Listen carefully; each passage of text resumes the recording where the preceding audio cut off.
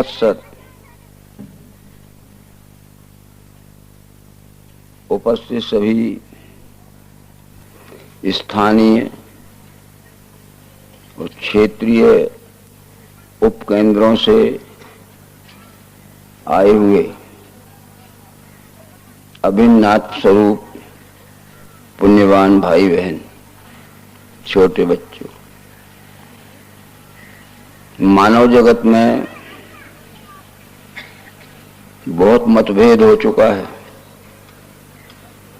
ये मतभेद जब तक हमारी बुद्धि में परखने की क्षमता न होगी, हमारी बुद्धि जब तक पारख न होगी कि सत्य को कैसे परखें और झूठ को कैसे परखें, तब तक यह मतभेद मिटने वाला नहीं है। और द्वैत का मतभेद जब तक नहीं मिटेगा तब तक अज्ञान भी जाने वाला नहीं है। और अज्ञान जब तक नहीं जाएगा तब तक हम किसी प्रकार की पूजा पाठ करें, किसी प्रकार के भेष में रहें, किसी प्रकार के हमारे औपचारिकता के विचार रहें, हम ज्ञानी कहलाने के हकदार नहीं होंगे। ज्ञानी की कोई पोशाक नहीं होती है, ज्ञानी का कोई विशेष आडंबर नहीं होता है। आजकल हम आडंबर को ही, दिखावा को ही हम ज्ञानी समझते हैं। सबसे पहले हम संत की व्याख्या करेंगे। उपस्थित सभी पुण्यवान सज्जनों देवियों का मन और चित्त एकाग्र होकर संत किसे कहते हैं और संत की परख क्या होती है, उसके लक्षण क्या होते हैं। वेद के एक अध्याय का नाम ऐत्रेय उपनिषद है। ऐत्रेय उपनिषद में संतों की पहचान लिखी है। अस्ति ब्रह्मेति संतमेनं ततो विदुः। जो विष्णु ब्रह्म को जानता है उसको ही संत कहते हैं। पूर्व काल में संत थे जो इस विष्णु ब्रह्म को जानते थे। उन संतों का ही नाम महात्मा और साधु होता था। ये पर्यायवाची शब्द हैं। कल्याण साधु वृत्ति का नाश करने या साधु का स्थायी धर्म बचाने को लेता हूं जन्म में सदा।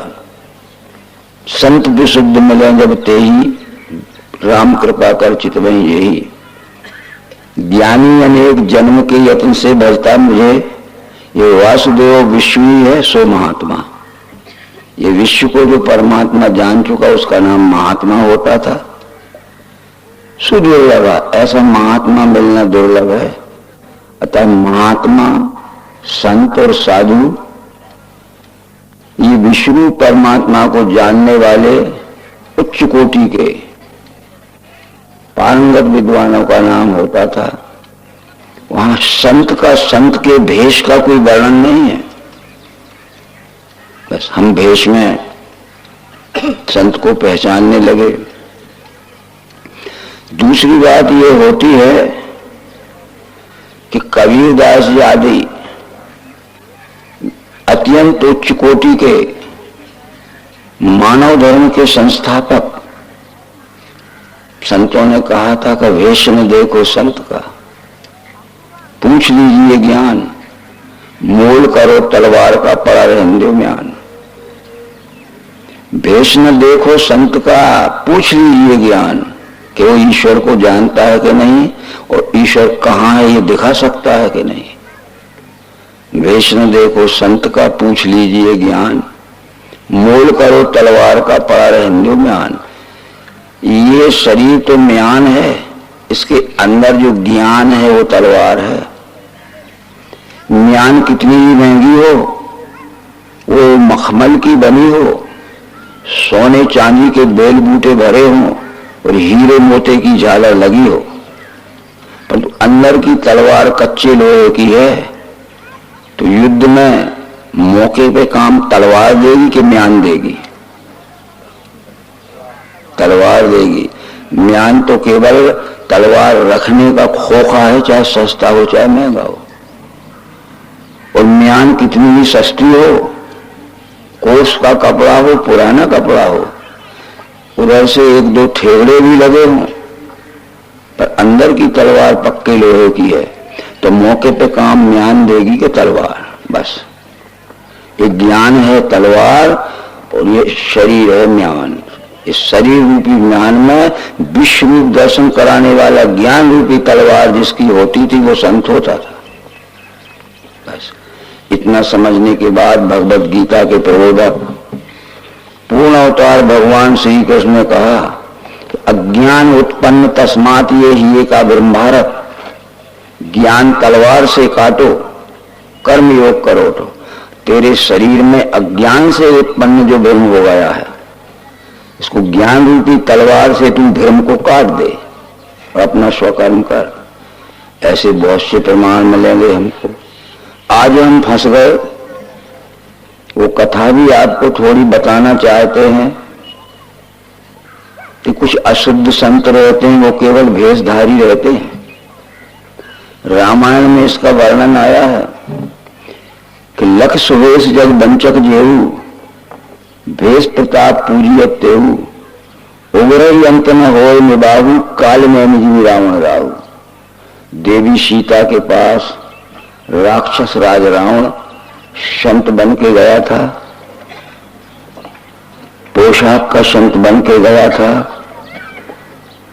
और जहां देवी सीता रह रही थी वो सीमा के बाहर खड़े होके कहता है देवी मुझे भिक्षा दो। तो सीता जी ने कहा कि दिग्विजय राक्षसों से बैर हो चुका है, हमें सीमा के बाहर निकलने की मनाही हो गई है, इसलिए आप दालान में आकर दान ले लीजिए। दिग्विजय राक्षसों से बैर हो गया है, हमें सीमा के बाहर निकलने की सख्त मनाही हो गई, आप दालान में आके दान ले लीजिए। तो वो क्या कहता है, राक्षसों से बैर हो गया होगा, मैं राक्षस थोड़ी हूँ, देखो मैं तो संत हूँ, मेरे द्राक्ष पहने हुए, तिलक लगाए हुए, बाल बढ़ाए हूँ, कमंडल लिए हूँ। अरे राक्षसों से बैर हो गया होगा, मैं राक्षस थोड़ी हूँ, क्या मेरी राक्षस की शकल दिखती है, वो पोशाक को दे रहा। तो भी देवी सीता ने दोबारा कहा कि नहीं, राक्षसों से बैर हो चुका है और मुझे सख्त मनाही हो गई है कि सीमा के बाहर मत निकलना, आप दालान में आके दान ले लीजिए। तो उसने कहा देखो हम वास्तव में संत हैं, हम किसी की सीमा में घुस के दान नहीं लेते, हम बंधा हुआ दान नहीं लेते। यदि किसी की हद में घुस के दान लेंगे तो वो बंधा हुआ दान होगा, हम निर्बंध दान लेते हैं, तुम्हें सीमा के बाहर आके दान देना है। अगर तुम सीमा के बाहर आके दान नहीं देते और साधु खाली हाथों जाएगा तो तू भी खाली हाथ हो जाएगी। खाली हाथ समझ गए आप? अगर तुमने दान नहीं दिया तो मैं तो सीमा के भीतर नहीं आ सकता, मैं बंधा हुआ दान नहीं लेता, मैं निर्बंध दान लेता हूं। और यहाँ बाहर निकल के दान नहीं देती है और मैं खाली हाथों गया तो तू भी खाली हाथ हो जाएगी। देख तेरा पति मेरे के पीछे दौड़ रहा है और मैं खाली हाथ गया तो तू भी रोएगी, वो लौट के नहीं आएगा, खाली हाथ हो जाएगी। घबरा गई सीता। ऐसे उसने कहा महाराज मैं आती हूँ बाहर। ठीक है, बाहर सीमा के निकल के आई तो दान क्या लेना था वो उसको ही पकड़ के ले गया। अब थोड़ा सोचिए, इतना सोचना था कि इसको दालान में आके दान लेने में क्या परेशानी है। क्या दालान में आता कुटिया के तो क्या सीता पकड़ के मारती और ये सीमा के बाहर क्यों बुला रहा है। वो तो बड़ा कुटिल था, धूर्त था, राक्षस था कि सीमा के बाहर आएगी तो दान थोड़ी लेना है, धर पकड़ करना है, घसीटना उठाना है। इतने में कोई हल्ला गुल्ला हो जाएगा तो राम भी दुनिया का सबसे बड़ा सावधान पुरुष है। वो कमरे में दो चार बलवान सोए होंगे, वो जागेंगे और मैं देख लूंगा कि एक आध है तो तलवार रखे था, मार दूंगा, और दो चार दौड़ेंगे तो दूर रहेंगे तो मैं छोड़ के भाग जाऊंगा जंगल में। और मैं दालान में जाऊंगा तो मुझे दान थोड़ी देना, इसको धर पकड़ना है, अपहरण करना है। और वहां कुछ जाग गए दो चार सोने वाले तो दालान में जल्दी पकड़ लेंगे। ठीक है, इस विषय में थोड़ा इतिहास देखना पड़ेगा। हम केवल एक ही रामायण पढ़ते हैं। रामायण के रामचरित के लिखने वाले बहुत संत हो गए हैं। संत मृगदास हो गया है, संत सुंदरदास हो गया है, संत तुलसीदास हो गया है, संत एकनाथ हो गए हैं, और संत सूरदास भी हो गए हैं जो बिलमंगल, उनने सूर सागर लिखा है, इन्होंने रामचरित मानस लिखा है। तो सूरदास जी कहते हैं कि सीता ने संत की परख नहीं की इसलिए धोखा हो गया। उसको ये परखना था ये सीमा के बाहर क्यों बुला रहा है, क्या परेशानी है, वो दालान में आके लेने में क्या अड़चन है। सीता ने सोचा अगर दिया न इसको दान, गृहस्थियों के धर्म का होता है अपमान। भूली इस कर्तव्य में सीता इतना ज्ञान कि पहले जांचे पात्र को पीछे देवे दान। इसलिए साधु की पहचान करना थी पहले कि वो दालान में आने को क्यों मना कर रहा है। हमारी बहन बेटियों को भी समझना है। इसलिए कहा कि सीता ने सोचा अगर दिया न इसको दान, और बिना दान के चला गया, और एक शराब भी देने वाला है कि मैं खाली हाथों जाऊंगा तो तू भी खाली हाथ हो जाएगी, लौट के नहीं आएगा तेरा पति। भूली इस कर्तव्य में सीता इतना ज्ञान, पहले जांचे पात्र को पीछे देने दान। इसलिए वो दान क्या है, वो सीता ही दान में चली गई। इसके लिए लीला मत समझिए। अगर ये वास्तव में श्री रामचंद्र जी के प्रारंभ में विजय न होती तो खेल खत्म हो चुका था। इसलिए भेषधारी बिना परिचित व्यक्ति से कभी आप संत मत समझना। देश न देखो संत का, पूछ लीजिए ज्ञान, मोल करो तलवार का पड़ा हिंदू ज्ञान। अब हमारे में भी ज्ञान पूछने की योग्यता है कि नहीं, ये भी आप समझना। इधर उधर अपनी हिम्मत लगाना देवियो। हमें भी संत का ज्ञान परखने की बुद्धि है कि नहीं, इसके लिए भी हमें सत्संग से ज्ञान सीखना पड़ेगा। आपके पास परखने की कोई बुद्धि नहीं, बोलो परखने की है। इसलिए सत्संग में भी यह ज्ञान सीखना पड़ेगा जिससे हम परख सकें लोगों को। सबसे पहली तो ये बात है, हमें भी भारत सरकार जागृत कर रही है। अपरिचित व्यक्ति से किसी भी प्रकार का व्यवहार मत करना।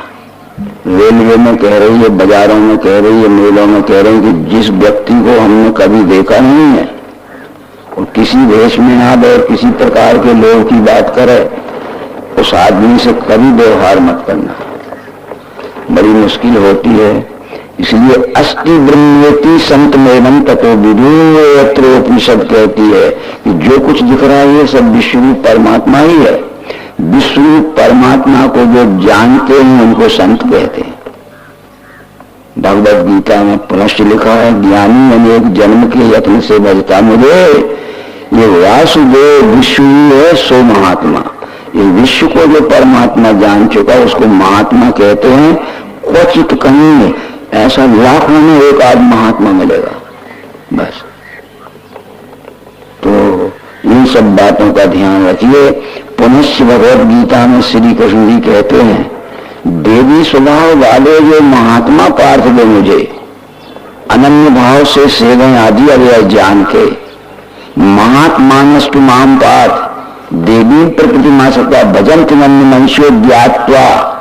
जो विश्व परमात्मा के ज्ञात्वा हो चुके, जो विश्व परमात्मा को जान चुके, वो देवी संपत्ति वाले पुरुष ही महात्मा होते हैं। उनको महात्मा समझ के अच्छी तरह परख लेना, या जो अच्छी तरह उनको परख चुका है उनसे मिलकर विश्वास कर लेना। ये या तो हम स्वयं परख ले रहे हैं, और हमारे पास पारख बुद्धि न हो तो पारखी से परख वाले में मुश्किल होती है। एक जागतिक उदाहरण देते हैं, हम संसार का उदाहरण देते हैं। हमारे पास जब सरकार का डाकिया मनी ऑर्डर लाता है, 500 रुपए का मनी ऑर्डर लाया, में सीधा पेट नहीं करता, उसमें गवाह का खाना रहता है। मोहल्ले के लोगों को बुलाता है कि जिसको मैं मनियादा दे रहा हूं उसको तुम जानते हो कि नहीं? वो कहेंगे जानते हैं, तो वो कहता है दस्तखत करो कि हम जानते हैं, और पहले दस्तखत करा लेता है, फिर उसको मनियादा देता है। क्योंकि पहचानने वालों को से पहचान कर ली उसने, और बिना पहचान के वो सीधा मनियादा रिपोर्ट कर दे, और जिसको दिया है वो कहेगा कि मैंने नहीं लिया, मुझे नहीं मिला, तो पोस्टमैन को भोगना पड़ेगा। और जिनने दस्तखत किए थे कि हम जानते हैं कि वही आदमी है, तब उसने दिया है, तो फिर पोस्टमैन जवाबदार नहीं है, गवाहों को भोगना पड़ेगा। इसलिए पहचान कराने, इसलिए वेद में लिखा है कि परमात्मा को खोजना मत, पहचान कराने वाले को खोजना। ना तो हम पहचान कराने वाले को जानते हैं, तुमने खुद पहचान करके जानते। तो देवियों, आप सबका काम है खाना बनाना, गृहस्थी का, संसार का व्यवहार चलाना, और सब कुछ फैशन भी बनाना, ये सब करना, पर ज्ञान भी सीखना। बस ज्ञान बिना पशु भी समाना। ज्ञान बुद्धि से रहित मनुष्य में और पशु में कोई अंतर नहीं है। ये कहा है वेदों में बराबर, ज्ञान संप्राप्ति शम्ये सर्वदा मुक्त हो जा। जिसको ज्ञान की प्राप्ति हो गई वो मनुष्य जीते ही मुक्त हो गया, क्योंकि ज्ञान वो है जो पहचान कराने वाले वेद को ज्ञान कहते हैं। अब हम मैत्रेय उपनिषद के जो वेद का अध्याय, एक श्लोक, एक ऋचा बतलाते हैं। देवो देवालय प्रोक्ता शरीर केवल शिवा त्यजेत ज्ञान निर्माल्यम सोहम भावेन पूजयेत अवेद दर्शन ज्ञानम ध्यानम निर्विषम मना। इतना वेद का अध्याय में उपनिषद कहती है कि परमात्मा के अंश जीव का देवालय या पिंड शरीर, ईश्वर अंश जीव अविनाशी। विष्णु परमात्मा के अंश जीव का देवालय यानी रहने का स्थान ये पिंड शरीर है, और जीव के अंश विष्णु परमात्मा के रहने का देवालय संपूर्ण विश्व है। तो व्यापक सर्वत्र समाना समम सर्वेषु भूतेषु तिष्ठन्तं परमेश्वरम। व्याप्त है सम सर्वत्र परमात्मा है देख के, पर आत्म प्रेम नहीं त्याग वो पावे परम गति, ये कृष्ण भी कहते हैं। इसलिए निश्चित है ये त्यजेत ज्ञान निर्माल्यम सोहम भावेन, अज्ञान का घेर छोड़ो और सोहम भावेन पूजिए, उस विष्णु परमात्मा को पहचान कर पूजा करो। अभेद दर्शनम ज्ञानम, जो हमें सृष्टि में भेद दिख रहा था अज्ञान से, जो सृष्टि में मतभेद दिख रहा था मत पंथ के अज्ञान से, तो भेद में अभेद का दर्शन कराने वाले बोध का नाम ज्ञान है। भेद कथन विज्ञानम नहीं, अभेद दर्शनम विज्ञानम। तो विष्णु परमात्मा का दर्शन जिसको हो गया, और जिस ज्ञान से दर्शन होता है उस ज्ञान का नाम ही ज्ञान कहा गया। तो फिर जिंदगी में कभी न भूलने का नाम ध्यान है। जिस वस्तु को हमने एक बार देख लिया है, एक बार पहचान लिया है, तो जिंदगी में कभी न भूलने का नाम ध्यान है। अभेद दर्शनम ज्ञानम ध्यानम निर्विषम। कुछ एक प्रसंग ऐसे आते हैं हम अर्थ का अनर्थ कर लेते हैं। हम भी अपने अपने घर में गीता पढ़ते हैं, हम भी अपने अपने घर में रामायण पढ़ते हैं, हम भी अपने अपने घर में गुरु ग्रंथ साहब पढ़ते हैं, हम भी अपने अपने घर में कबीरदास जी का बीजक पढ़ते हैं। ऐसा कौन है जो अपने अपने घर में धर्म की किताबें न पढ़ता हो? परंतु आदि शंकराचार्य ने जो 8वीं सदी में इस भारत देश के प्रकांड विद्वान हो गए, उनका कहना था कि वेद देखो, शास्त्र देखो, देखो स्मृति पुराण भी, पर विज्ञान दृष्टि से देखो, डोंडी है सुतिए। तुम वेद देखो, शास्त्र देखो, स्मृति देखो, पुराण देखो, पर विज्ञान की दृष्टि से देखना। ये ढिंडोरा यानी कॉल आउट करके कहा है। तो हम अपने घर में वेद पढ़ें, शास्त्र पढ़ें, बीजक पढ़ें, रामायण पढ़ें, पर जिस ज्ञान से समझना चाहिए वो ज्ञान की परख अपने पास नहीं, इसलिए अनर्थ हो जाता है।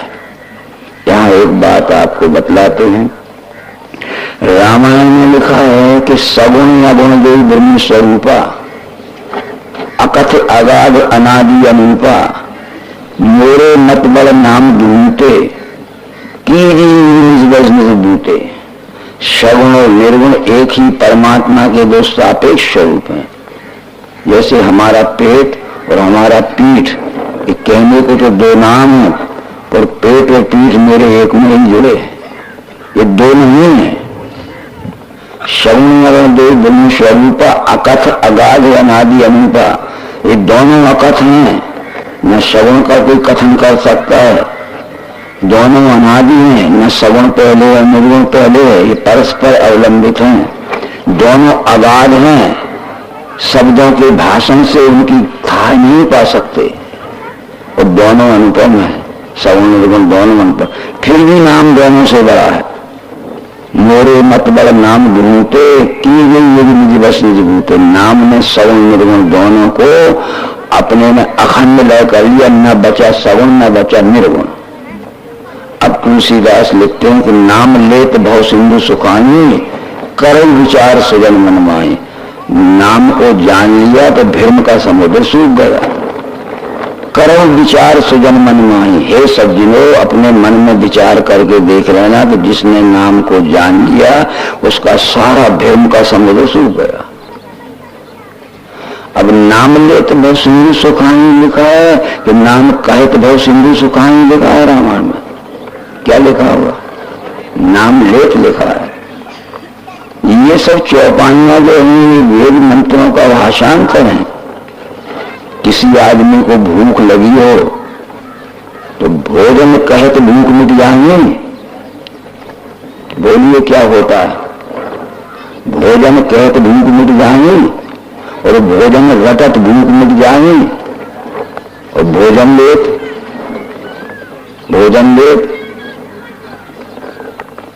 लेत भूख मिट जाए। किसी के सिर में और पेट में दर्द है तो औषधि कहे तो रोग मिट जाएंगे, औषधि घटत रोग मिट जाएंगे, औषधि लेत। न गच्छति बिना पानम व्याधि औषधि सबता, बिना परोक्ष अनुभवम ब्रह्म शब्द मुच्यते। न गच्छति बिना पानम व्याधि औषधि सबता, शब्दों में औषधि कहने से व्याधि नहीं जा सकती, औषधि लेना पड़ेगी।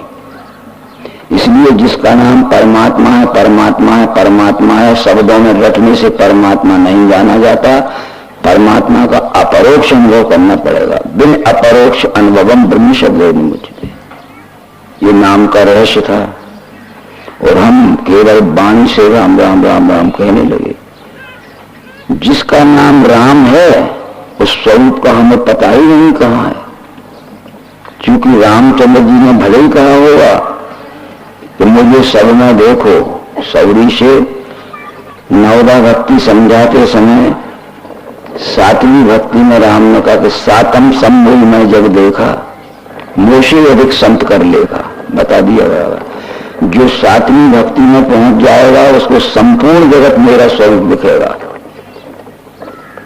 और मोशे अधिक संत कर लेगा, क्योंकि संत ने ही पहचान कराई थी कि जगत एव हरि हरि एव जगत। तो संत उसे कहते हैं ये विष्णु परमात्मा की पहचान करा दे। बस अवेद दर्शनम ज्ञानम ध्यानम विषमना। तो जो हमें भेद दिख रहा था, भेद में अवेद का दर्शन कराने वाले बोध का नाम ज्ञान है, भाषण कराने वाले बोध का नाम नहीं है। कृपया हम ये न समझें कि किसी व्यक्ति विशेष की या मत पंथ विशेष के विषय में हम बात कर रहे हैं। सोहम बारे पूजिए तो लिखा है, अज्ञान का धर्म वैसे निकालो। और सह अहम, सह का अर्थ है वह, और अहम का अर्थ है मैं। वह मैं ही हूं अथवा मैं ही है, मेरे में उसमें कोई भेद नहीं है। ऐसा सोहम भावे पूजिए, ये तो कवियों ने कहा है, तुलसीदास ने कहा, सोहम का अर्थ तो समझना पड़ेगा, केवल गाना पड़ेगा। पिंडे सुई ब्रह्मांडे जान, मान सरोवर कर स्नान, सोहम हंसा कर जाप कहे कबीर पुण्य नहीं पाप। जो पिंड में है वही ब्रह्मांड में, इसको जान लेना जरूरी है। शब्दों में कहने से थोड़ी जाना जाता है, देख कर पहचान कर जान लेना जरूरी। पिंडे से ब्रह्मांडे जान, मान सरोवर कर स्नान। मान सरोवर कहते हैं तत्वदर्शियों के सत्संग का स्नान करो। सो मनसा का कर जाप सह अहम, सह का अर्थ जो कुछ दिख रहा होगा मैं ही हूं अथवा मैं ही है, ऐसा जाप करो। सो मनसा का कर जाप। अब जब जाप शब्द आया तो जाप का क्या अर्थ होगा? वेद के सिद्धांत से, रामायण के सिद्धांत से ये जाप वेद में लघु उच्चारण का शब्द है, शॉर्ट फॉर्म का शब्द है। जा का अर्थ जानना, पा का अर्थ पहचानना। विष्णु परमात्मा को जानने पहचानने के लिए जो हम तत्वदर्शी का सत्संग करते हैं उसका जाप नाम है। और जब हमारी जान पहचान पूरी हो जाती तो हम जातक हो जाते हैं। जा का अर्थ जानना, पा का अर्थ पहचानना, का अर्थ करना। और अब हमने जाप समझ लिया, कुछ भी औपचारिकता ले ली, एक कंठी माला ले ली और एक कपड़े के थैले में हाथ डाल लिया और चुपचाप एक गुड़िया सर कर क्या कर रहे? अज का जाप कर रहे, जाप कर रहे। पिंडे से ब्रह्मांडे जान, मान सरोवर कर हसनान। सो मूसा का कर सह आम, वह मैं ही मतलब मैं ही है, मैं वही तो वह मैं ही, मेरे में उसमें कोई भेद नहीं है। इस सोहम को ही ओम कहा था जो कल बताया था कि आदि नारायण ने जब विश्व की ओर देखा तो उनके अंतःकरण में एक विचार की लहर घूम रही थी कि जो कुछ दिख रहा है ये सब क्या है, मैं क्या हूं। बड़े देर में उनके मुंह से एक सोमू शब्द निकला, अरे जो कुछ दिख रहा है, अरे जो कुछ दिख रहा है वो मैं ही हूं। उस ओम का नाम सोहम हुआ। संत तुलसीदास कहते हैं सोहम अश्मीति वृत्ति अखंडा, दीप शिखा सुल परम प्रचंडा, आत्म अनुभव सुख प्रकाशा, तब भव वेद मूल विनाशा। जब जीव को जब ये निश्चय हो जाए कि जो कुछ दिख रहा है मैं ही हूं अथवा मैं ही है, सो अहम अश्मीति वृत्ति अखंडा, हमारी बुद्धि में ये अखंड निश्चय हो जाए। शाह अहम अश्मी, शाह का अर्थ हुआ अहम का अर्थ मैं, अश्मी का अर्थ हूं। सो अहम अश्मीति वृत्ति अखंडा, ये विज्ञान की प्रयोग प्रक्रिया से हमें निश्चय होता है बस। इसलिए सोम अश्मीति वृत्ति अखंडा, दीप शिखासु परम प्रचंडा, आत्म अनुभव सुख से प्रकाश है। इसका नाम आत्म अनुभव, जो सब प्रकार के सुख शांति को प्रकाशित करने वाला। तब भवरोध मूल विनाशा, तब जीव आत्मा में जो भ्रम और भेद भरा था समूह नष्ट हो जाएगा। ये निश्चय हो जाए कि जो कुछ दिखता है मैं ही हूं अथवा मैं ही है बस। तुलसी ने कहा, चाहे कबीर ने कहा, चाहे वेद ने कहा,